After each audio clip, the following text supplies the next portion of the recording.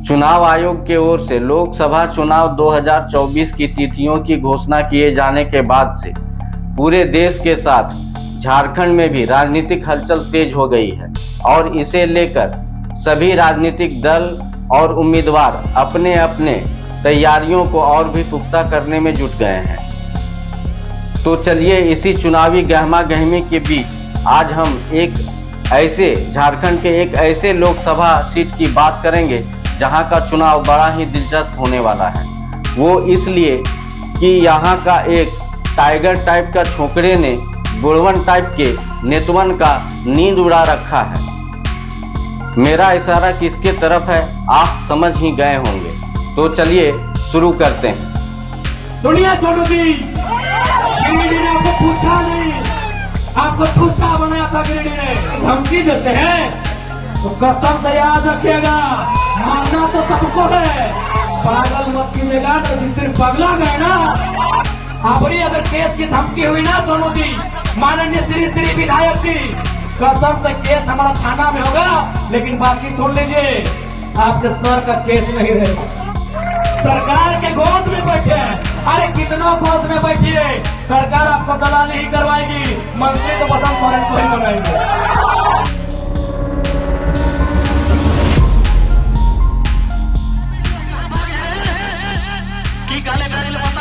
ये सारी लड़का गजबे है, रे वीडियो बोलता है, सारी लड़का रे वीडियो बोलता है।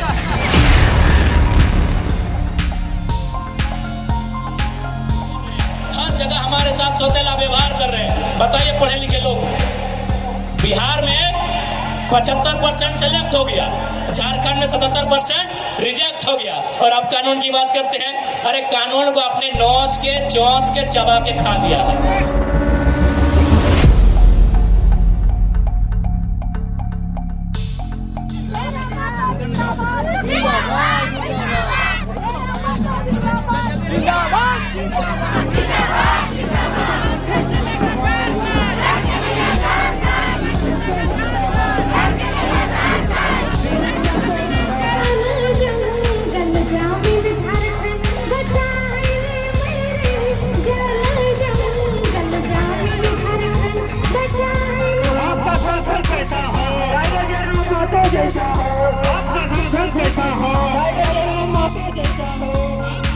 पूरे देश में जय श्री राम तो झारखंड में टाइगर जयराम। जी हाँ, इन दिनों भाजपा ने पूरे देश में जय श्री राम का माहौल बना रखा है, तो वहीं दूसरी ओर झारखंड के फिजाओं में टाइगर जयराम का नाम खूब सारा सुर्खियां बटोर रहा है।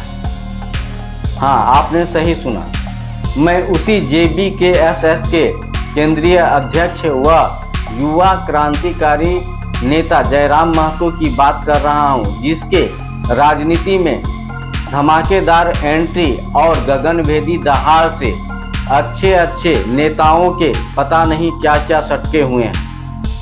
मैं उसी जयराम महतो की बात कर रहा हूं, जिसने बिना किसी बड़े मीडिया हाउस के सपोर्ट का अपना एक अलग पहचान ही नहीं बनाया, बल्कि झारखंड के इतिहास में एक नया अध्याय भी लिखना शुरू कर दिया है। मैं उसी जयराम महतो की बात कर रहा हूं, जिसके ललकार से बड़े बड़े पदाधिकारियों और नेताओं के रोंगटे खड़े हो जाते हैं। वहीं अद्भुत जोश से सराबोर जयराम महतो के बेबाक और आक्रामक अंदाज, शिक्षित व ज्ञानी होना, झारखंडियों के हक और अधिकार के मुद्दों को तर्कों से समझाना उन्हें और उनके लोकप्रियता को और भी खास बनाता है। चलिए यहाँ तक तो सब ठीक ठाक है, लेकिन गिरिडीह संसदीय क्षेत्र से जयराम महतो के खिलाफ इंडिया और NDA गठबंधन के जो भी उम्मीदवार होंगे, जो भी प्रतिद्वंदी होंगे, उनके राजनीतिक किले को भेद पाना जयराम महतो के लिए आसान नहीं होगा। जो चर्चाएं हो रही है उसके मुताबिक इंडिया गठबंधन के ओर से मथुरा प्रसाद महतो को गिरिडीह से उम्मीदवार बनाया जा सकता है। ऐसी स्थिति में वहां से जीत हासिल करना जयराम महतो के लिए लोहे के चने चबाने जैसा ही होगा, क्योंकि मथुरा प्रसाद महतो की क्षेत्र में अच्छी पकड़ तो है ही, उसके साथ साथ वो एक कद्दावर और परिपक्व नेता भी हैं। इधर NDA गठबंधन के ओर से आजसू के सिटिंग सांसद चंद्रप्रकाश चौधरी उम्मीदवार बनाए जा सकते हैं, जिन्होंने 2019 के लोकसभा चुनाव में अपने निकटतम प्रतिद्वंदी कद्दावर नेता स्वर्गीय जगन्नाथ महतो को करीब 2.5 लाख वोटों से मात दी थी। इसलिए इन्हें भी हल्के में नहीं लिया जा सकता और यही वजह है कि मेंबर ऑफ पार्लियामेंट के लिए जयराम महतो को मेंबर ऑफ पार्लियामेंट बनने के लिए जयराम महतो को काफ़ी चुनौतियों का सामना करना पड़ेगा। यहाँ पर लोगों के जहन में एक सवाल भी उठ रहे हैं कि अपनी सभाओं में जयराम महतो जिस तरह से अन्य नेताओं, अन्य दलों के खिलाफ आक्रामक अंदाज में आरोपों का बौछार करते हैं, उन्हें आड़े हाथों लेते हैं, उन पर बरसते हैं, इस तरह का रवैया अब तक मथुरा प्रसाद महतो के लिए नहीं देखा गया। तो इसका जवाब जयराम महतो ही दे सकते हैं। बहरहाल जो भी हो, आगे देखने वाली बात यह होगी कि सांसद बनकर प्रतिनिधित्व करने और अपने मुद्दों को धार देने का ख्वाब लिए झारखंड के गिरिडीह से अपने राजनीतिक करियर का आगाज करने वाले जयराम महतो लोकसभा चुनाव 2024 के उड़न खटोले पर सवार होकर सियासत के बुलंदियों को छू पाते हैं या नहीं।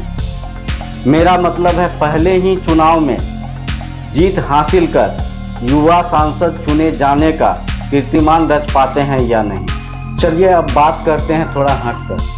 तो आप सब यही सोच रहे होंगे कि जिस जयराम महतो से मेरी यानी कि अशोक कुमार की बात नहीं, मुलाकात नहीं, दूर दूर तक कोई वास्ता नहीं, वैसे नेता को लेकर इस तरह का खबर बनाकर मैं क्या साबित करना चाहता हूं। तो आप सबों को बता दूं कि मुझे जयराम महतो में टाइगर दिखे ना दिखे, लेकिन एक ऐसा क्रांतिकारी जरूर दिखता है जिसने आज की तारीख में कई मुद्दों पर झारखंड के युवाओं को गोलबंद कर दिया है।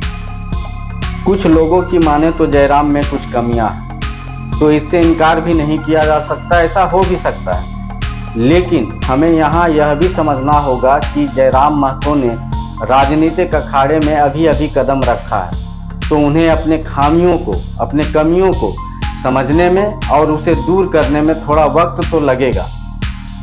लेकिन हमें यहाँ यह भी समझना होगा कि जिस युवा नेता का राजनीतिक आगाज इतना शानदार हुआ है, तो उसका राजनीतिक अंजाम क्या होगा। तो अभी के लिए बस इतना ही। फिर किसी नए मुद्दे के साथ आप सबों से जल्द होगी मुलाकात। तब तक के लिए जोहार, नमस्कार।